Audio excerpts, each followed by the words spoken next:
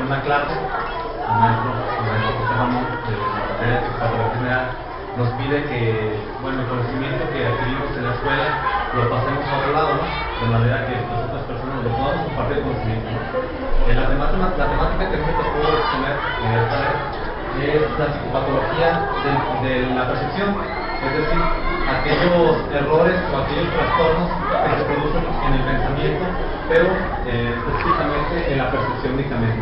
No necesariamente se refiere a personas que tengan un trastorno cognitivo muy pesado, ¿no? muy dañino, sino trastornos que cualquier persona nos puede pasar y que de hecho pues en algún momento los hemos vivido, ¿no? Para poder empezar, vamos primero definiendo qué es la sensación, ¿no?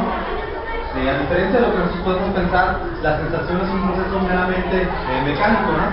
La sensación únicamente es el transmitir las sensaciones, los estímulos que nosotros percibimos con nuestros sentidos, únicamente llegar al cerebro, sin ninguna interpretación.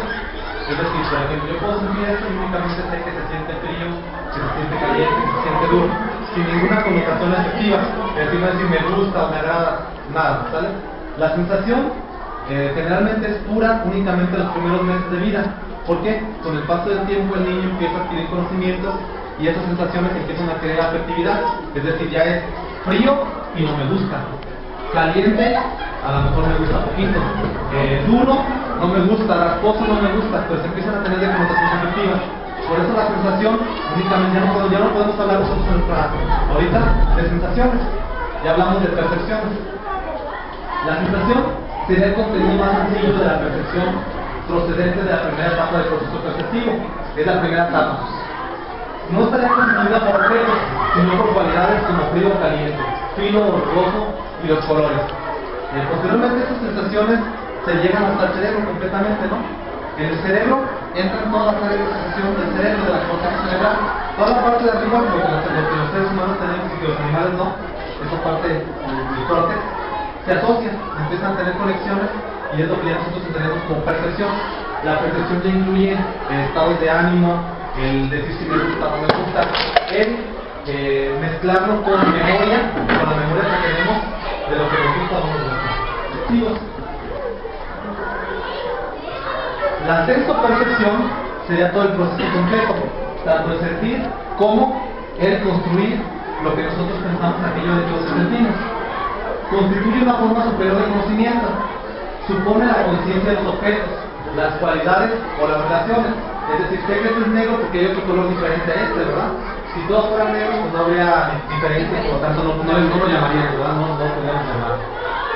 Y depende también de los órganos periféricos de los sentidos. Por ejemplo, nosotros tenemos 5 sentidos básicos, ¿no? Pero existen otros animales que tienen distintos sentidos, ¿no? Por ejemplo, el murciélago tiene sonar. Entonces su forma de percibir el mundo va a ser obviamente distinta de nosotros. Igualmente un ciego, su forma de percibir el mundo va a ser muy distinta a la de nosotros. Los componentes y condicionamiento de la percepción son muy variados, desde el sustrato sensorial y lo fisiológico. Esto es parecido al experimento, ¿no? La percepción se puede condicionar, es decir, yo puedo hacer que llegue una persona a tener una percepción tal como yo quiero que la tenga, ¿no? ¿Cómo? Mediante un experimento, ¿no? En el caso de trabajo. Hasta los factores sociales, pasando por el estado de ánimo particular que percibe. Por ejemplo, una persona que está deprimida dijimos que no va a percibir igual, va a tener una percepción distinta. Un ejemplo, si estamos muy emocionados por el fútbol y estamos en un partido y estamos tan emocionados, tan eufóricos en el momento y vemos que el balón pasa cerca de la portería, lo más probable es que lo veamos, efectivamente veamos que fue gol y la gente diga que efectivamente fue gol y sin embargo únicamente por el estado eufórico lo que tuvimos es una falsa percepción. Seguido nos pasa, ¿cierto? Estamos en un estado eufórico y suponemos que en estado de miedo vemos objetos que no existen, ¿verdad? Suponemos figuras debido al estado emotivo, ¿no? Entonces la percepción se modifica. Tenemos una clasificación sensorial. Las alucinaciones también se pueden clasificar con respecto a su complejidad y al canal sensorial por el que se percibe. Según la complejidad se clasifican en simples, no elementales, amorfos, luces de forma de fogonazo, etcétera, y complejas melodías, imágenes e incluso actividades de los personajes en el medio externo del paciente, por lo que se denomina escénicas. En el caso de las alucinaciones, son falsas percepciones, ¿verdad? Son errores que existen en la mente que nos hacen ver o imaginar cosas que no existen. La diferencia de una ilusión a una alucinación sería que la ilusión existe un objeto. Por ejemplo, yo puedo ver un perchero y de repente en la oscuridad digo, es que hay un hombre ahí, ¿verdad? Oculto, pero sigue habiendo un objeto. Lo que existe es un error de la percepción.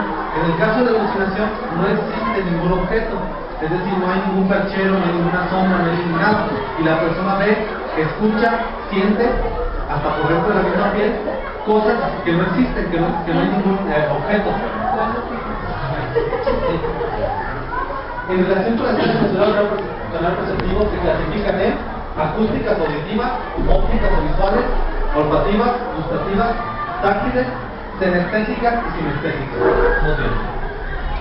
Las alucinaciones acústicas se experimentan como ruidos o como sonidos, que son los acuasmos, o bien murmullos, voces, palabras e incluso frases. No estamos exentos de poder hacer alucinaciones.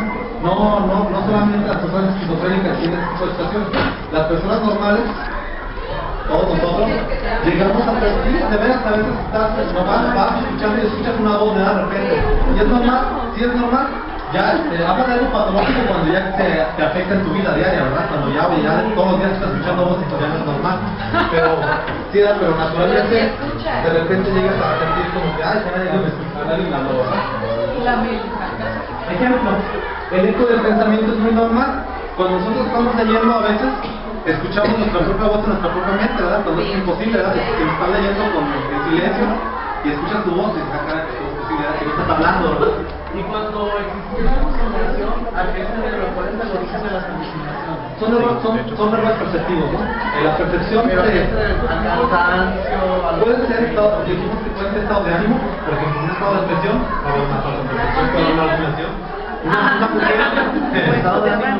Una mujer que ha perdido a su esposo, a lo mejor, una viuda, posiblemente, estando en su casa, puede ver a su marido caminando, ¿verdad? Pero la persona está consciente de que su marido está muerto. Entonces, pues es normal, ¿verdad? Está consciente de que es falso, ¿verdad? Una alucinación, la característica de una alucinación ya patológica es que la persona no está consciente de que esto no existe. La persona percibe que sí existe, sigue vivo, aun cuando sabe que ya había muerto. Entonces ahí hay un error de pensamiento.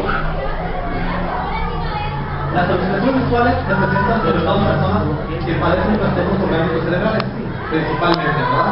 Pero dijimos que una persona también normal puede presentar depresiones por estados de ansiedad, por estados de depresión, etc. Por ejemplo, el alcoholismo, ¿no? Más de uno ha de haber estado en estado hidróxido y ha de alguna manera haber visto o vivido cosas que nunca pasaron, ¿verdad? Que dicen, no, yo me acuerdo que hablé con la... No, estuviste sentado todo el día ahí.